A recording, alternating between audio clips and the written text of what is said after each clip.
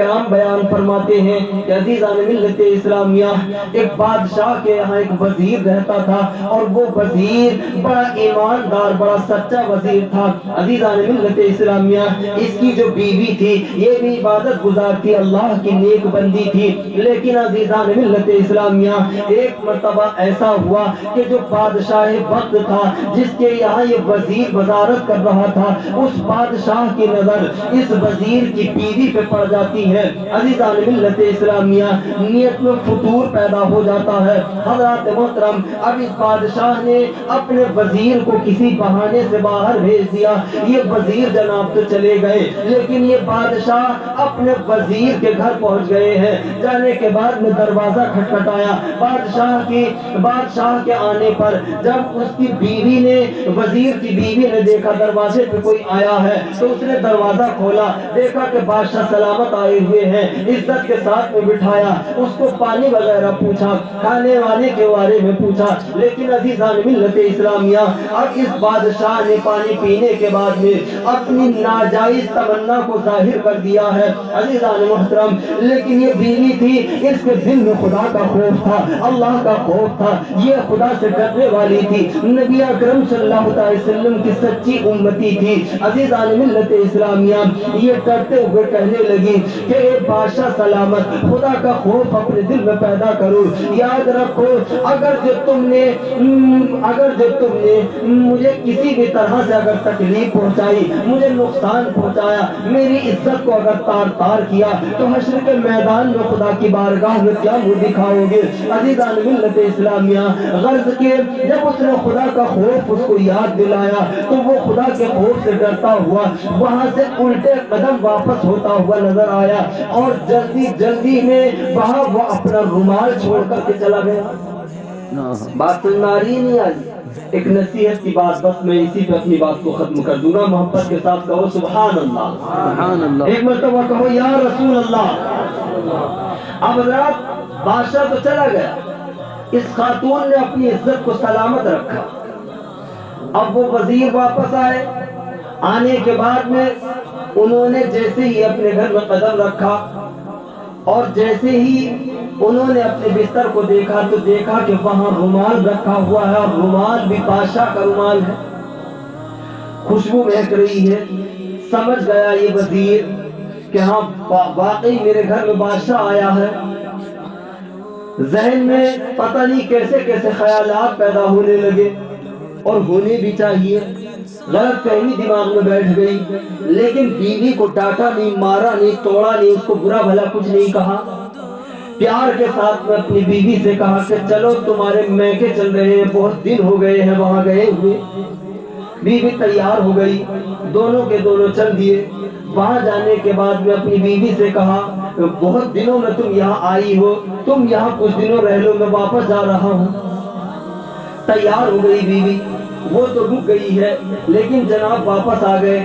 اب ہفتہ دو ہفتہ گزرے، مہینہ دو مہینہ گزرا۔ حضرات محترم، 6 مہینے گزر گئے ہیں، لیکن جناب ادھر کو کروٹ نہیں لے رہے ہیں، اس کو بلانے کا نام تک نہیں لے رہے ہیں۔ حضرات محترم، میکے میں چینی گوئیاں ہونے لگی ہے۔ کیا معاملہ ہے کہ جو ہے داماد صاحب بلانے کے لیے نہیں آ رہے ہیں، ہمارے بہنوئی بلانے کے لیے نہیں آ رہے ہیں۔ حضرات محترم، چرچے ہونے لگے ہیں، شاید کوئی نہ کوئی ناراضگی ہے۔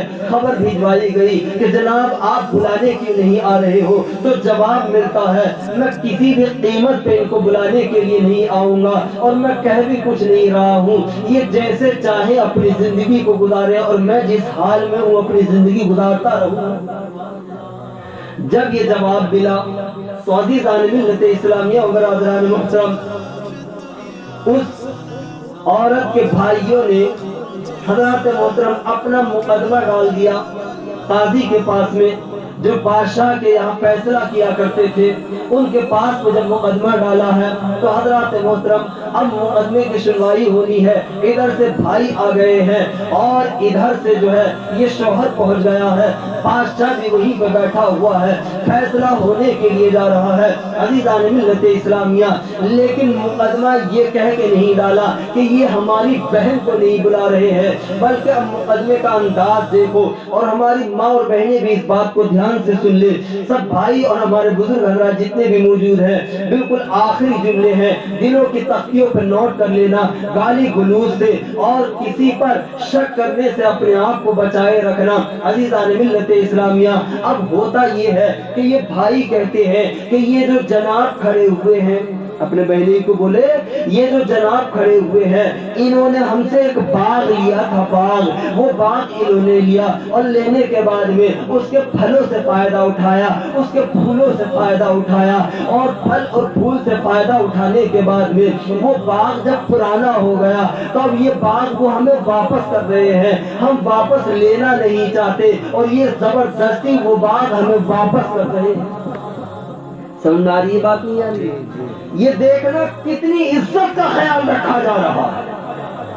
آج ذرا ذرا ساری باتیں ہمارے گھروں میں ہو جائیں تو سمجھ لو کہ کئی کئی کنٹل کی گالیاں دیتے ہوئے، اور جب تک گھوم پھر کے پھر رشتہ داری جڑ بھی جاتی ہے، وہ عورت سب کچھ کہنے کے باوجود رہتی بھی اسی گھر میں ہے، خود بھی پتہ نہیں کتنی بری بھری سن لی ہے اور خود سنا بھی دی ہے، خود نے بھی اپنی عزت کا بھی جنازہ نکلوا لیا ہے اور ان کی عزت کا بھی جنازہ ہے۔ لیکن حضرات محترم اب کیا ہوا کہ باغ انہیں دیا، یہ واپس کر رہے ہیں، ہم لینا نہیں چاہتے۔ اب قاضی شہر فیصلہ ضرور کر رہا ہے لیکن اس کو پتہ ہی نہیں ہے کہ حقیقت کیا ہے، سمجھ رہے ہیں؟ جو فیصلہ کرنے والے ہیں وہ فیصلہ کرنے کے لیے تیار، لیکن باغ، حضرات محترم اب قاضی شہر کہتے ہیں کہ جناب آپ نے ان سے باغ لیا، اس سے فائدہ اٹھایا، پھل اور پھول سے فائدہ اٹھایا، اور اب وہ باغ ان کو واپس کیوں کر رہے؟ یہ تو واپس نہیں لینا چاہتے، آپ واپس مت کرو۔ کہا کہ میں اس باغ کو اپنے پاس اب بالکل نہیں رکھوں گا۔ تو قاضی شہر کہتے ہیں کہ اس باغ کو اپنے پاس تم کیوں نہیں رکھو گے؟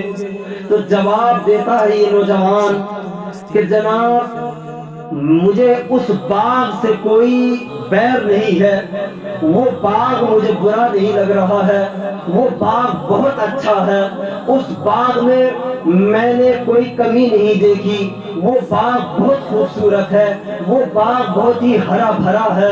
لیکن ایک مرتبہ کا واقعہ ہے کہ میں باغ سے کہیں باہر گیا تھا اور جب واپس میں باغ میں آیا تو میں نے باغ میں آنے کے بعد میں شیر کے پنجوں کے نشان دیکھے تھے، اور جب میں نے شیر کے پنجوں کے نشان باغ میں دیکھے میرا دل دھڑک گیا، میں پریشان ہو گیا، میرا پورا جسم کانپنے لگا اس وجہ سے کہ کہیں ایسا نہ ہو کہ جس شیر کے نشان اس باغ میں ہے اور وہ شیر مجھے کہیں کوئی نقصان نہ پہنچا دے، وہ شیر مجھے تکلیف نہ پہنچا دے، وہ شیر میری جان کو خطرے میں نہ ڈال دے۔ عزیزان ملت اسلامیہ، تو یہ نوجوان کہتا ہے مجھے اس باغ سے کوئی جھگڑا نہیں ہے، میرا اس باغ سے کوئی جھگڑا نہیں ہے، اس باغ سے میری کوئی ناراضگی نہیں ہے، جو بھی خطرہ ہے مجھے اس شیر سے ہے کہ جس شیر کے نشان مجھے میرے باغ میں نظر، میں اس شیر کی وجہ سے باغ نہیں رکھا۔ اب حضرات محترم بادشاہ بھی وہی بیٹھا ہوا تھا جس کی وجہ سے تمام معاملہ پیش آیا، اس نے دیکھا کہ یہ تو بالکل اب اس کو اپنے پاس رکھنے کے لیے تیار نہیں، اس نے تو شاید قسم کھا لی ہے، سمجھ گئے؟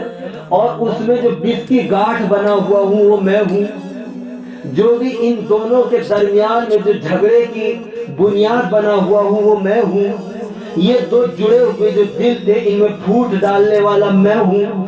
بادشاہ نے جب اتنا دیکھا کہ یہ ہرا بھرا چمن اجڑ جائے گا، یہ کھلتا اور پھلتا اور پھولتا ہوا باغ جو ہے یہ بالکل اجڑ جائے گا، تو عزیزان ملت اسلامیہ بادشاہ کو بولنا پڑ گیا، اور یہ کہتا ہوا بادشاہ نظر آیا کہ اے تمام پنچایت والوں سن لو، اے قاضی تم بھی سن لو، اور اے نوجوان تم بھی سن لو، اور اے اس باغ کے دینے والوں تم بھی سن لو کہ اس باغ میں شیر آیا ضرور تھا اپنے پنجوں کے نشان بھی ضرور چھوڑ کے گیا ہے، لیکن اس شیر نے باغ میں کوئی نقصان نہیں کیا ہے، اس باغ کے نہ پھل کو کوئی نقصان پہنچایا ہے، اس باغ کے نہ پھول کو کوئی نقصان پہنچایا ہے۔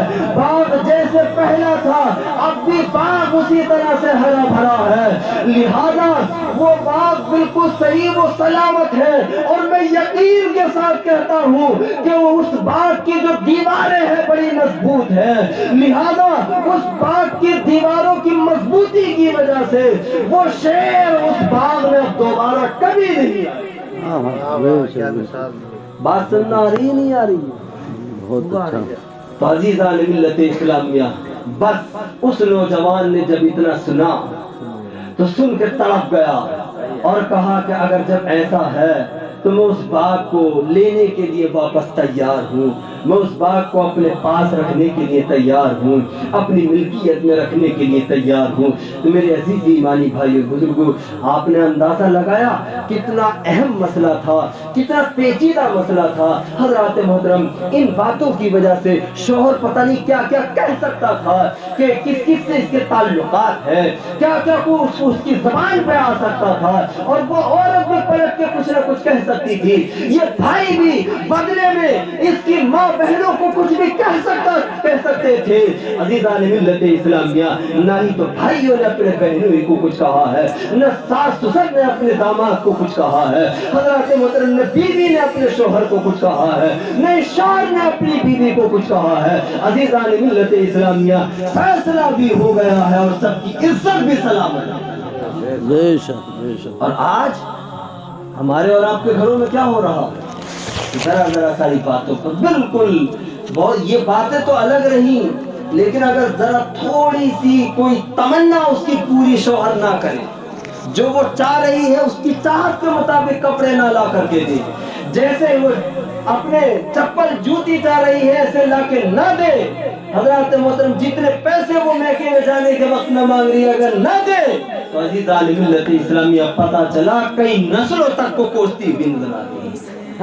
میرے عزیز ایمانی بھائی بزرگوں، عرض کرنے کا مقصد یہ ہے اپنی عزتوں کو سلامت رکھو، یاد رکھو حشر کے میدان میں عزیزان ملت اسلامیہ سب سے پہلے نہ ہمارے ہاتھ پہ تالا لگایا جائے گا، نہ ہمارے پیروں میں تالا لگا بیڑیاں ڈالی جائیں گی، نہ ہمارے سر کو پکڑا جائے گا، سب سے پہلے ہماری زبان پہ تالا لگایا جائے گا، کیونکہ سب سے زیادہ گناہ اسی زبان کے ذریعے سے ہوئے۔ تو عزیز ایمانی بھائی بزرگوں، اپنی زبانوں کی حفاظت کرو۔ یہ گالیاں دے دے کے ہم نے اپنی زبان کو بالکل گندا کر لیا ہے۔ عزیزان ملت اسلامیہ و برادران محترم، ہمیں چاہیے ہم اپنی زبان کو گالیوں سے بچائے رکھیں اور کسی مسلمان کے دل کو نہ توڑے۔